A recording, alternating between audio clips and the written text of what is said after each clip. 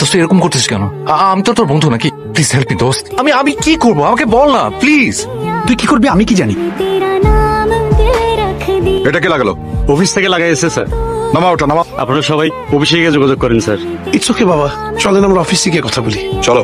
Welcome to Abi Business Training. আর manager কোথায়? Manager কই?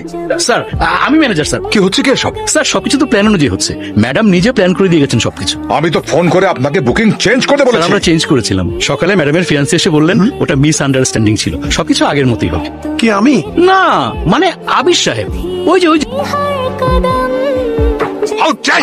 আঙ্কেল আমি শুধু প্রীতির সাথে আঙ্কেল প্লিজ আঙ্কেল। বাবা বাবা রিল্যাক্স, কি কথা বলবে বলো? I am sorry. সেটা তোমাকে দেখেই বোঝা যাচ্ছে। তারপর আমার কাছে খালি মনে হতো যে বিয়ের পর তো কিছু নাই, বিয়েটা না টিকলে সেখানে সম্পর্কটা শেষ, সবকিছু হারা যাবে প্রীতি। কথাগুলো মুখস্থ করে আসছো, আমি বুঝলাম তো তুমি সরি।